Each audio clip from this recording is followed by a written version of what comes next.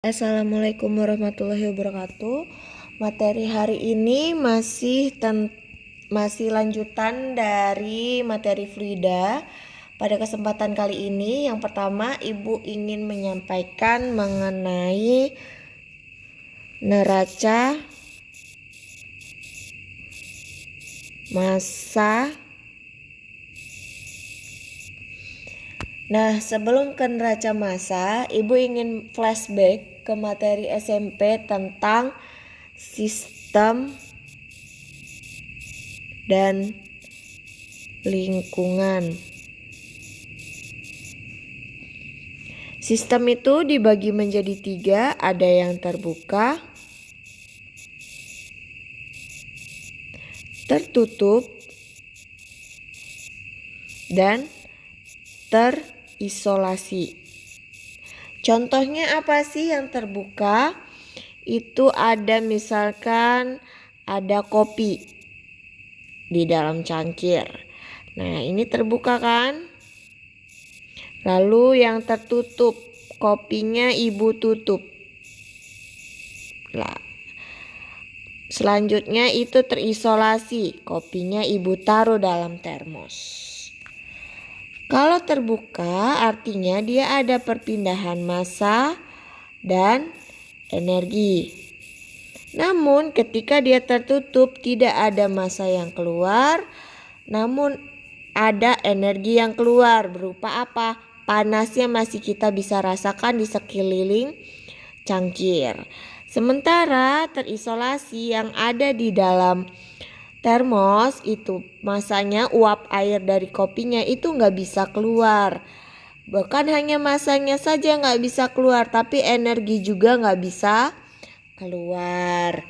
Nah, neraca massa itu diawali materinya dengan kita berkenalan dengan hukum Lavoisier. Untuk hukum Lavoisier ini itu berlaku untuk keadaan tertutup. Keadaan tertutup ya. Kita lihat keadaan tertutup artinya adalah tidak ada perpindahan massa, namun masih ada perpindahan energi. Di mana rumusnya adalah massa masuk dikeluarin massa keluar ditambah massa reaksi sama dengan massa akumulasi. Massa apa yang dimaksud dengan massa akumulasi? Massa akumulasi yaitu massa yang ada di seluruh sistem. Massa yang ada di seluruh sistem.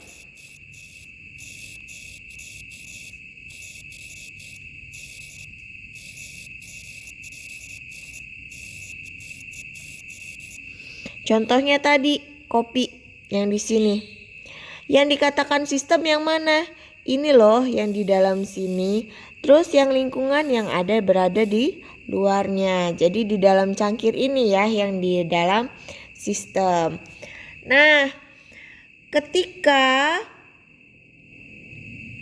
tidak ada reaksi,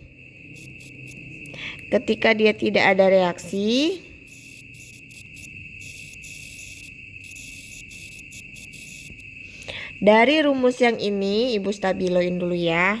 Dari rumus yang ini, jika tidak ada reaksi, maka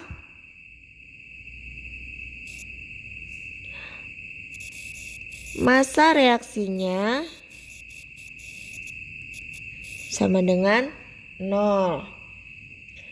Sehingga kita peroleh rumusnya menjadi massa masuk dikeluari. Massa keluar sama dengan massa akumulasi.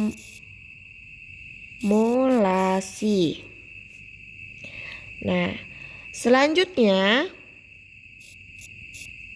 jika proses reaksinya keadaan steady state,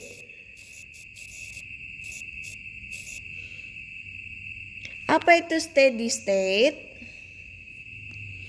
Steady state itu keadaan yang normal. Keadaan normal.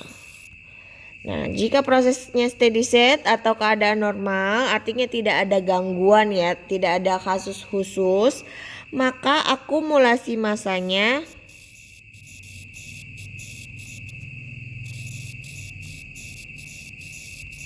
sama dengan 0. Sehingga kita peroleh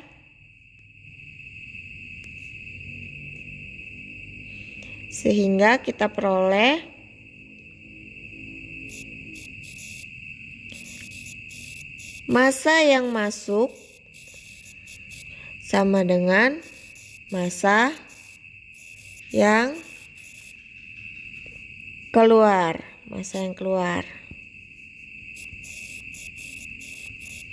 Nah, inilah yang harus dipatuhi pada hukum neraca massa. Jadi ketika ada proses kimia, massa yang masuk harus sama dengan massa yang keluar. Ketika dia akumulasi massanya 0 atau proses reaksinya keadaan normal atau keadaan steady state dan tidak adanya reaksi yang terjadi, maka massa yang masuk harus sama dengan massa yang keluar. Selanjutnya, selain neraca massa, itu ada materi neraca energi. Apa neraca energi itu? Yang pertama, berdasarkan energi yang dibawa,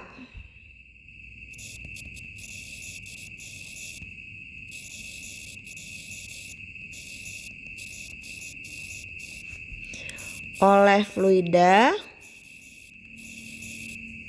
dibagi menjadi 4.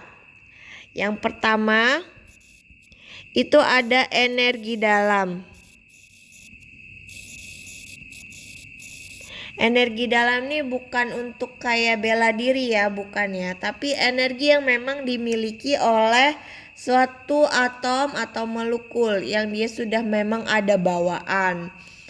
Lalu selanjutnya yang kedua itu ada energi kinetik. Energi kinetik atau kita simbolkan dengan EK. E gede, K kecil ya. EK sendiri itu apa sih energi kinetik? Energi yang disebabkan oleh karena fluida itu bergerak. Karena fluida itu bergerak, gerak atau mengalir. Rumusnya sendiri adalah EK sama dengan M per V kuadrat bagi 2. EK sama dengan MV kuadrat bagi 2. Selain ada energi kinetik, yang ketiga itu ada yang disebut dengan energi potensial atau EP. Apa EP itu? EP itu berdasarkan posisinya. Posisi fluida ada di ketinggian berapakah dari permukaan bumi. Sehingga rumusnya adalah EP sama dengan mgh. Inilah energi potensial. Selanjutnya, selain energi potensial, ada yang dinamakan energi tekan. Dengan rumus E sama dengan PV. Apa energi tekan? Dipengaruhi oleh tekanan atau P.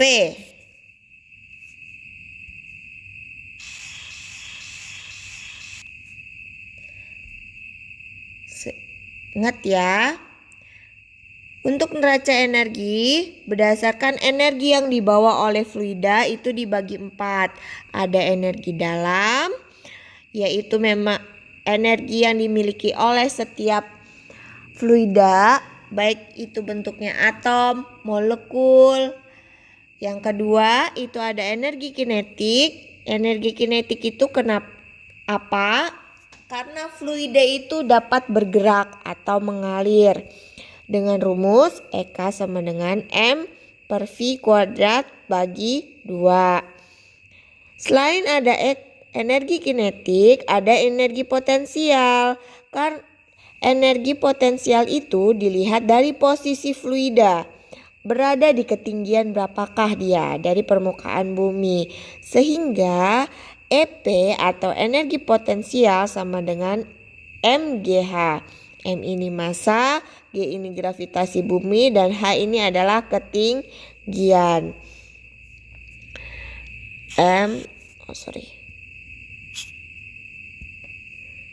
Massa, gravitasi bumi, H-nya itu adalah ketinggian. Selanjutnya itu ada energi tekan atau energi tekanan, dipengaruhi oleh tekanan dan volumenya. Selain energi berdasarkan yang dibawa oleh fluida, itu ada energi yang ditransfer.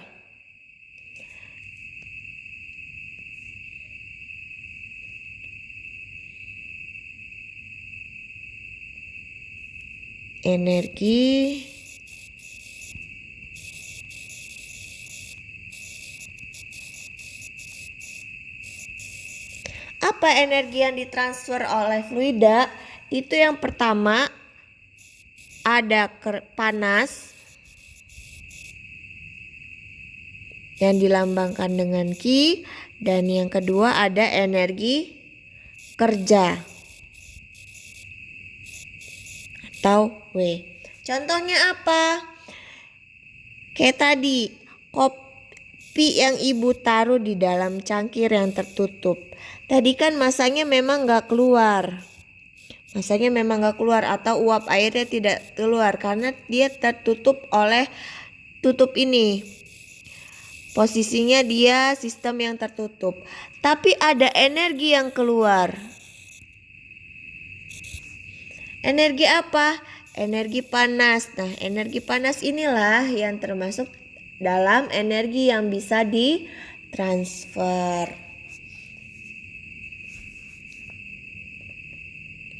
Selanjutnya itu ada yang namanya hukum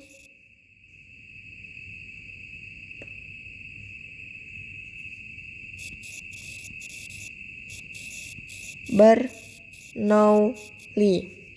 Apa sih hukum Bernoulli itu? Pada prinsipnya, suatu fluida yang mengalir, misalnya ini dalam pipa. Di dalam pipa, saya ganti warna deh. Di dalam pipa ini ada fluida yang mengalir. Suatu fluida yang bergerak akan mengubah energinya menjadi tekanan.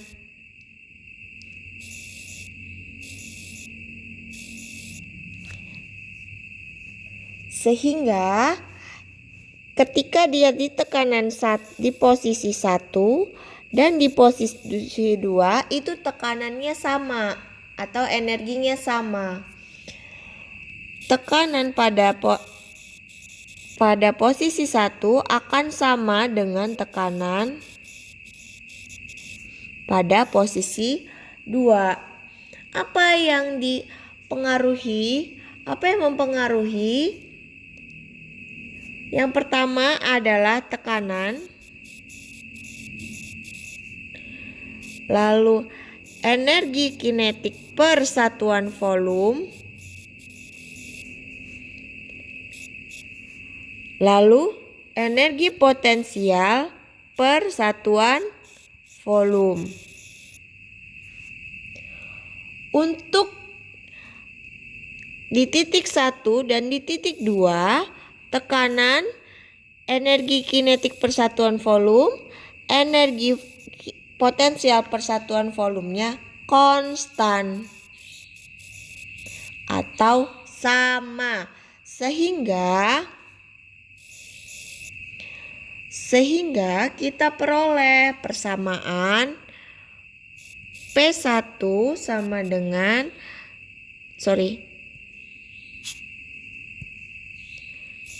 P1 ditambah 1/2 rho V kuadrat V1 kuadrat ditambah rho GH1 sama dengan P2 ditambah 1/2 rho V2 kuadrat ditambah rho GH2.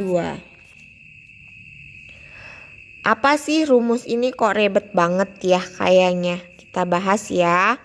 Tadi kan saya jelaskan bahwa setiap fluida yang mengalir itu akan mengubah energinya menjadi tekanan.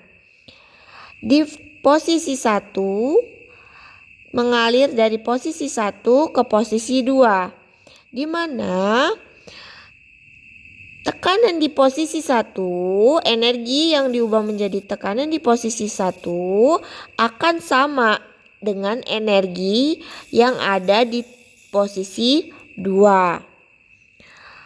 Energi tersebut akan diubah menjadi tekanan.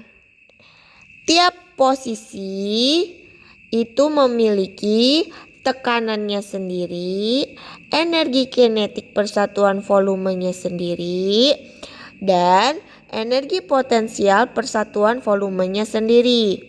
Di mana posisi 1 dan posisi 2 itu konstan. Sehingga rumusnya tekanan posisi 1 yang ini ditambah dengan energi kinetik posisi 1 ditambah dengan energi potensial di posisi 1 sama dengan tekanan di posisi 2 ditambah energi kinetik di posisi 2 ditambah dengan energi potensial di posisi 2.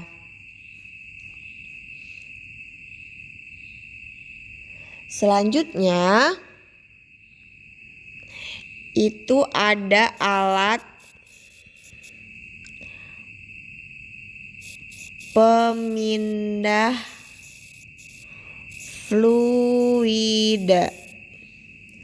Seperti kita tahu, fluida itu ada 2 macam. Ada cair dan ada gas. Alat yang digunakan untuk memindahkan fluida yang berbentuk cairan itu disebut dengan pompa. Sementara gas itu disebut dengan kompresor. atau blower atau fan. Apa bedanya kompresor, blower, dan fan? Ketika kompresor itu digunakan ketika memindahkan fluida gas dengan tekanan yang tinggi. Kalau blower tekanannya sedang, kalau fan itu dengan tekanan yang rendah. Ibu ulangi ya. Alat pemindah fluida itu dibagi berdasarkan jenisnya. Jenis fluida yang seperti kita tahu ada cair dan ada gas. Alat yang digunakan untuk fluida cair itu disebut dengan pompa, dan alat yang digunakan untuk memindahkan fluida bentuk gas itu disebut juga dengan kompresor, blower, dan fan. Apa beda kompresor, blower, dan fan? Kompresor itu digunakan untuk tekanan yang tinggi, sedangkan blower itu untuk tekanan yang sedang, dan fan digunakan untuk tekanan yang rendah.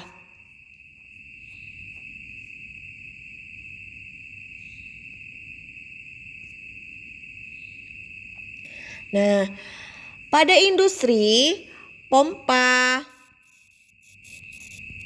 kompresor,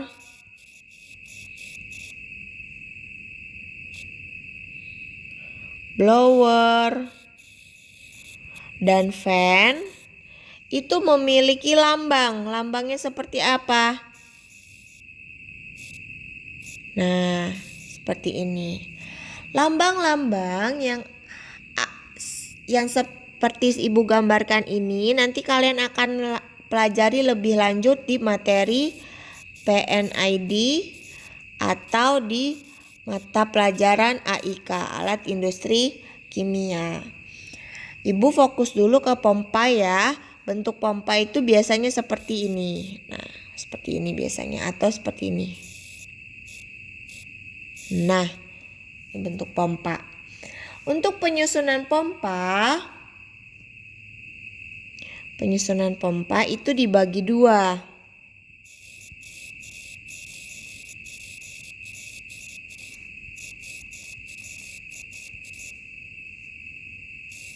Penyusunan pompa ini seperti apa sih Bu maksudnya? Peletakan pompa. Jadi dalam industri itu terkadang tidak cukup hanya ada satu pompa, tapi membutuhkan beberapa pompa yang digunakan untuk mengalirkan fluida. Nah, penempatannya itu dibagi menjadi dua. Yang pertama itu paralel, dan yang kedua adalah seri. Apa beda paralel dan seri? Kalau paralel dia disusun seperti ini. Ini pompa 1, ini pompa 2. Jadi fluida masuk ke sini, baru dia keluar. Nah, kalau dia seri bentuknya seperti apa? Ini fluida masuk ke pompa 1, lalu keluar baru masuk ke pompa 2. Ini yang di pompa seri. Lalu apa pengaruhnya pompa paralel dan pompa seri?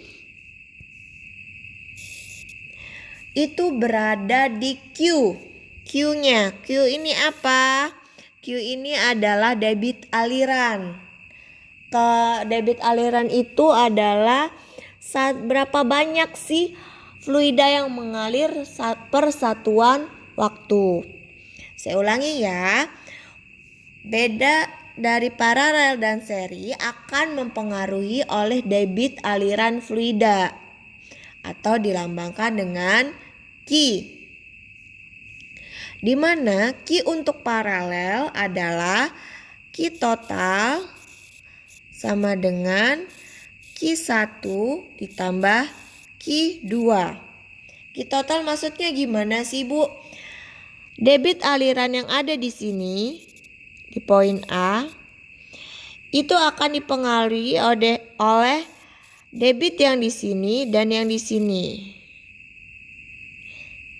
Tulis aja Q total deh. Nah, sementara untuk yang di seri, Q totalnya adalah sama antara Q1 dan Q2.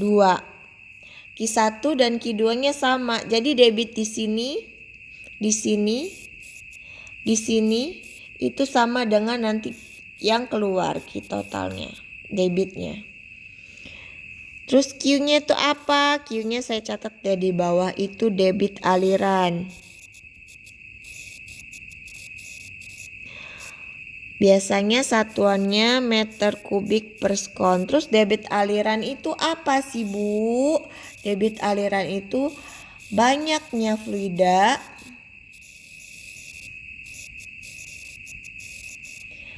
per satuan waktu. Nah, per satuan waktu. Oke, selanjutnya setelah tata letak pompa atau penyusunan pompa, Ibu akan membahas yang namanya efisiensi pompa.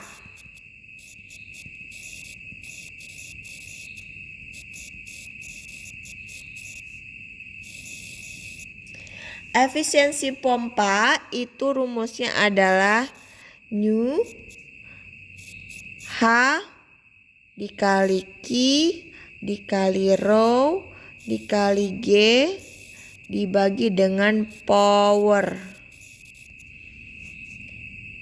Kita bahas satu-satu ya. H itu apa sih? Saya lingkarin dulu deh. Nah, H itu adalah total heat. Waduh, apalagi nih Bu total heat. Total heat itu adalah energi yang diberikan pompa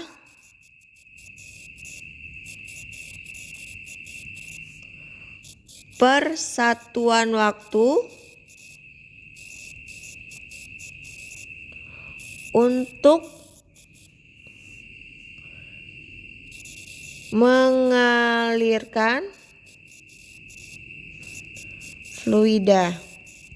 Jadi berapa sih energinya per sekian waktu yang digunakan oleh pompa untuk mengalirkan fluida? Berapa banyak nih energinya? 1 detik berapa energinya? 1 joule apa 1 kilojoule gitu? Atau 1 menit berapa nih energinya gitu? Itu yang dinamakan dengan total heat. Heat, yaitu tulisannya jelek amat sih. Saya tulis ulang deh. Total heat. Total heat. Nah, selanjutnya Q itu apa? Sudah disinggung di atas. Q itu adalah debit aliran. Q sama dengan debit aliran.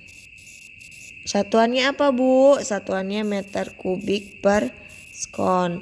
Debit aliran itu artinya berapa nih fluida yang mengalir per satuan waktu. Lalu ada densitas, udah tau lah ya densitas. Densitas itu kerapatan, satuannya kilogram per meter kubik. Lalu selanjutnya itu ada G. G ini adalah gravitasi bumi.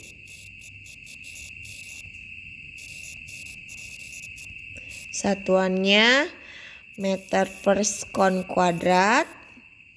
Lalu Nu ini adalah efisiensi total atau efisiensi dari pompa itu sendiri. Nah, selain ada efisiensi, Ibu akan menjelaskan sedikit tentang yang namanya BHP. Apa itu BHP? Brake Horse power. Brake horsepower atau daya mesin. Daya mesinnya berapa sih? Gitu. Nah, BHP sendiri untuk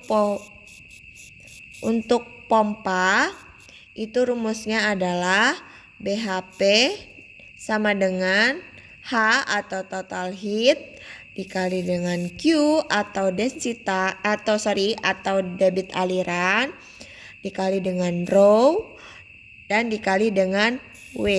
W ini apa? W ini adalah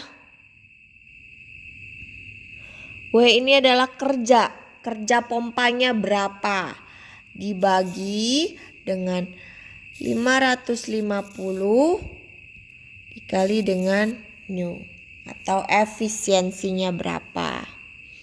Nah, untuk rumus BHP atau brake horsepower itu adalah H atau total heat dikali Q atau debit aliran dikali dengan rho atau densitas dikali dengan W atau kerja dibagi 550 dikali dengan efisiensi.